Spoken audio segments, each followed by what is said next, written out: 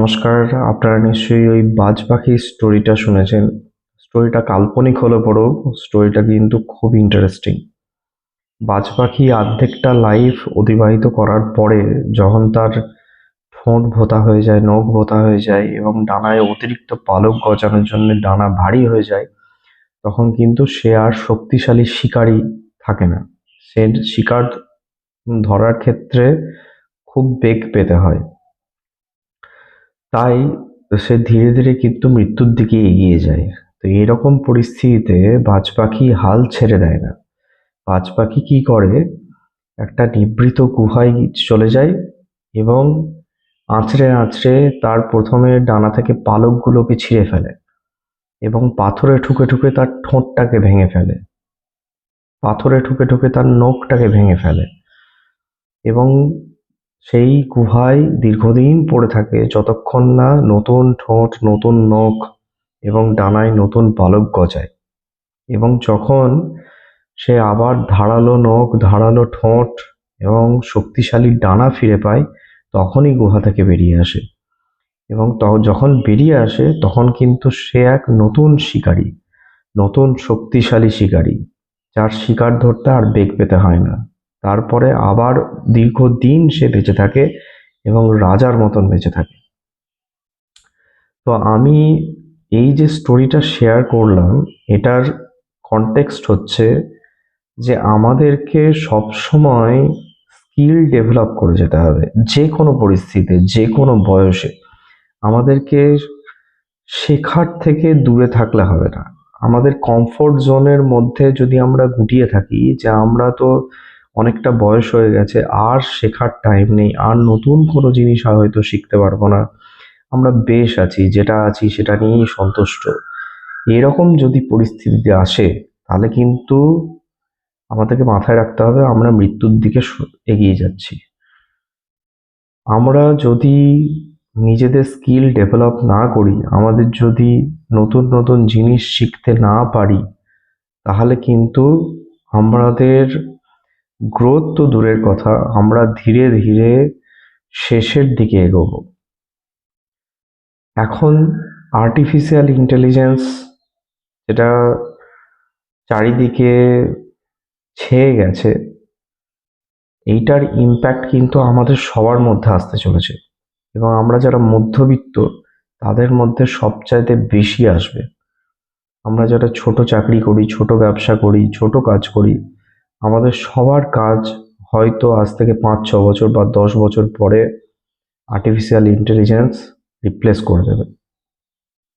এবার কবে হবে সেটা ডিপেন্ড করছে ইন্ডিয়া কত তাড়াতাড়ি আর্টিফিশিয়াল ইন্টেলিজেন্সকে ইমপ্লিমেন্ট করে এবং ইন্ডিয়ায় কত তাড়াতাড়ি এটা ইমপ্লিমেন্টেড হয়। দেখুন, আমি জাস্ট একটা ছোট্ট এক্সাম্পল দিচ্ছি। আপনি ধরুন একটা মলে চাকরি করেন, জিনিসপত্র গুছিয়ে রাখেন, ট্যাগ করেন এবং কাস্টমারদেরকে সহযোগিতা করেন তার জামা কাপড় বা কোনো প্রোডাক্ট চুজ করার ক্ষেত্রে।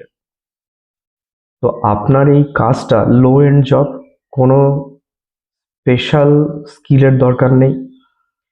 তো আপনার জবটা একটা এআই রোবট অনায়াসেই করতে পারবে। তো কখন আপনার জবটা রিপ্লেস হয়ে যাবে? যখন মলের মালিক দেখবে আপনার যে মান্থলি স্যালারি তার থেকে সস্তায় একটা রোবট হয়ে যাচ্ছে, তখন কিন্তু আপনার জব চলে যাবে। বিভিন্ন ক্ষেত্রে, বিভিন্ন সেক্টরে ঠিক এইটা হতে চলেছে। যখন বিজনেস ওনার দেখবে তার যে এমপ্লয়ি তার কাজটা একটা আর্টিফিশিয়াল ইন্টেলিজেন্স তার থেকে সস্তায় করতে পারছে, তখন আপনার চাকরি চলে যাবে। আইটি সেক্টরে একটা তো যারা এমপ্লয়ি তারা সবাই আতঙ্কে আছে কখন তাদের জব এআই খেয়ে নেয়। হয়তো সময় লাগবে, হয়তো তাদেরকে এখনো এআই মডেল ট্রেন করানো হচ্ছে তাদেরকে দিয়ে, এবং যখন এআই মডেল ট্রেন্ড হয়ে যাবে, কোনো মডেল, নতুন মডেল তৈরি হয়ে যাবে, হয়তো তারা যে মডেলটা তৈরি করলো, তারা যে এআই মডেল ট্রেন করলো, সেই মডেলটাই তাদের চাকরি খেয়ে নেবে। তো এইটা হতে চলেছে। এইটা কিভাবে হবে, কখন হবে, সেটা হয়তো কেউ বলতে পারবে না, কিন্তু এইটা আসতে চলেছে। এখন আমাদেরকে কি করা উচিত?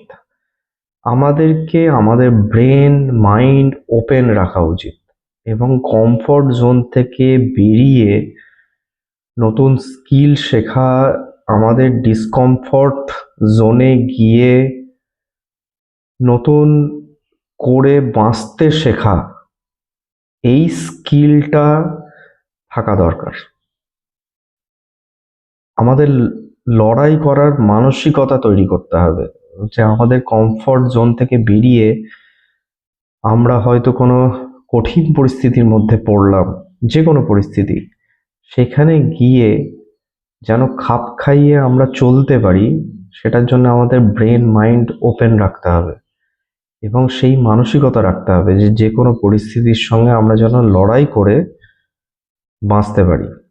আমরা কঠিন পরিস্থিতিতে গিয়ে যদি কোনো পার্টিকুলার স্কিল শিখতে হয় যে কোনো এজে, তাহলে সেই স্কিল যাতে আমি শিখতে পারি সেই মানসিকতা রাখতে হবে, তবেই আমরা সার্ভাইভ করতে পারবো। একটা বড় চেঞ্জ তো আসছেই। আমাদের 2000 একে যেরকম ইন্টারনেট বুম এসছিল, একটা বড় চেঞ্জ এসছিল, তখন কিন্তু আমরা এরকম স্কেপটিক্যাল ছিলাম, আমরা ভয়ে ছিলাম যে আমাদের অনেকের চাকরি হয়তো সবাই নিয়ে নেবে। সেটা হয়েছে। ইন্টারনেট আসার পরে, কম্পিউটার আসার পরে আমাদের যেগুলো ম্যানুয়াল স্কিল অনেকটাই হয়তো রিপ্লেসড হয়ে গেছে এবং নতুন নতুন স্কিল আমাদেরকে শিখতে হয়েছে ইন্টারনেট ইউজের জন্যে, কম্পিউটার ইউজের জন্যে, এবং সেই স্কিল শিখেই কিন্তু আমাদেরকে সার্ভাইভ করতে হয়েছে। সেরকম এআই আসার পরেও আমাদেরকে সেই স্কিল শিখতে হবে এবং আমাদেরকে সার্ভাইভ করতে হবে।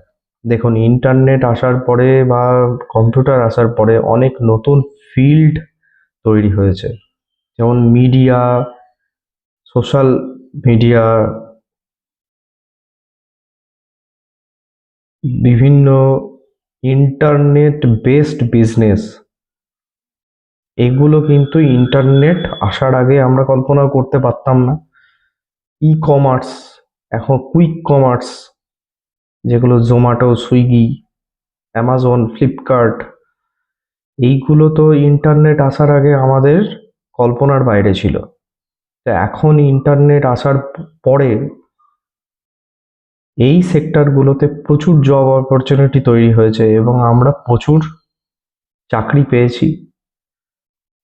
তো এআই আসার পরেও অনেক নতুন ফিল্ড তৈরি হবে, যেটা আমরা এখন হয়তো দেখতে পাচ্ছি না, আমরা কল্পনাও করতে পারছি না, এবং সেই ফিল্ডে আমাদের জব, আমাদের চাকরি, আমাদের কাজ তৈরি হবে এবং সেখানে আমাদেরকে কাজ করার জন্যে যে স্কিল শেখা দরকার সেই স্কিল আমাদেরকে শিখতে হবে, তবেই আমরা সার্ভাইভ করতে পারবো। নিজের কমফর্ট জোন থেকে না বেরোলে পরে মানুষ কোনোদিন বেঁচেও থাকতে পারে না, সাকসেসফুল হওয়া তো দূরের কথা। আর যে কোনো সাকসেসফুল ব্যক্তি নিজের কমফর্ট জোন থেকে বেরিয়েই সাকসেসফুল হয়।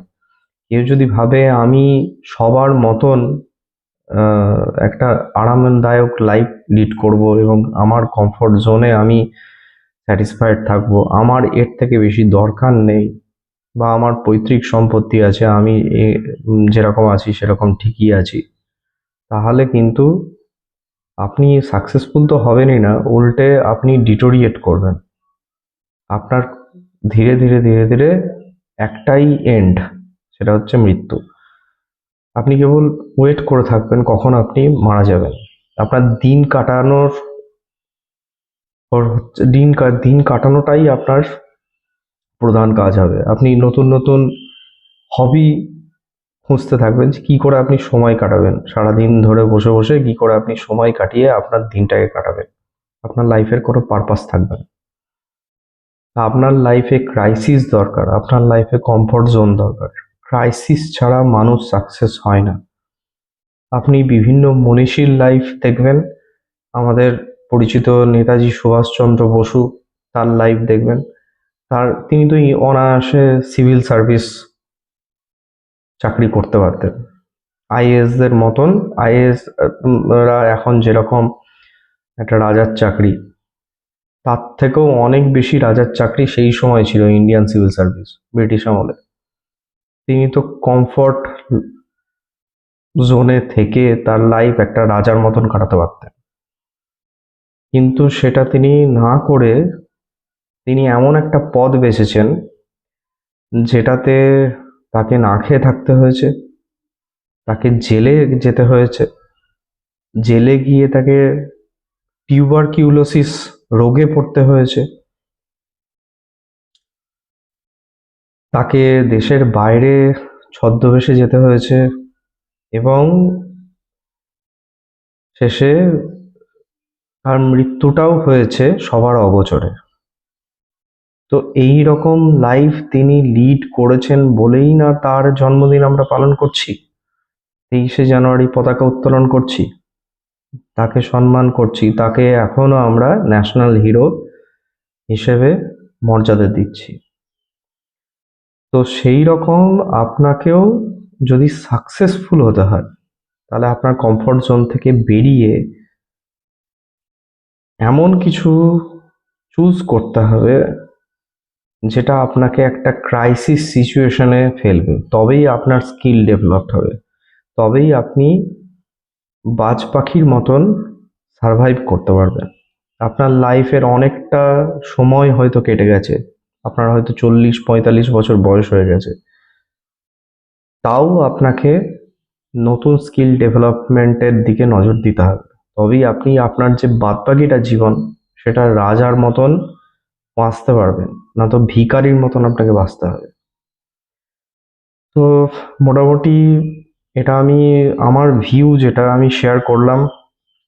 আমার লাইফেও আমি যতটা অ্যাচিভ করেছি বা করছি, সেটাও কিন্তু ক্রাইসিসে পড়ার পরই। মানে আমার লাইফের যদি আমি 20% অ্যাচিভ করে থাকি কোনো কিছু, সেটাও ওই 20%ই হচ্ছে ক্রাইসিস সিচুয়েশনে। আমি যখন কমফর্ট জোনে থাকি বা মানে আমার লাইফে যখন আরাম থাকে, আমি যখন কমফর্টে থাকি, তখন আমি কিচ্ছু অ্যাচিভ করতে পারি না, কোনো স্কিল ডেভেলপমেন্ট হয় না। আমার যত লাইফের বিভিন্ন স্টেজে আমি যা কিছু অ্যাচিভ করেছি, যা কিছু রিমার্কেবল কিছু অ্যাচিভমেন্ট হয়েছে, সবটাই তার আগে কোনো বড় ক্রাইসিস হয়েছে লাইফে, তারপরেই অ্যাচিভ হয়েছে। তো আপনারা ভাবুন আমার কথাটা, এবং যেটা বললাম সেইটা বিচার করুন। এইটা সবার ক্ষেত্রেই প্রযোজ্য। আমাদের সবাইকে এখন নতুন করে ভাবতে হবে। আর একটা বড় চেঞ্জ যেহেতু গ্লোবালি আসছে, ইন্ডিয়াতে আসছে, কবে সেটা ইমপ্লিমেন্টেড হবে সেটা হয়তো আমরা এখন বলতে পারছি না। হয়তো যেটা এক্সপেক্ট করছি তার থেকে অনেক তাড়াতাড়ি হয়ে যেতে পারে, বা তার থেকে একটু সময় নিয়ে হতে পারে, কিন্তু সেটা হবে। আমাদের লাইফের প্রত্যেকের লাইফে একটা বড় চেঞ্জ আসতে চলেছে, এবং যদি আমরা আমাদের মাইন্ড এবং ব্রেন ওপেন না রাখি, আমরা কিন্তু বড় বিপদে পড়তে চলেছি। তো এটাই মোটামুটি আজকের কথা। শেয়ার মার্কেট নিয়ে আমার যেরকম ভিডিও আমি দিতে থাকি সেটা চলবে। আপনারা দেখুন আমার ভিডিও এবং শিখুন এবং স্কিল ডেভেলপ করুন। ধন্যবাদ।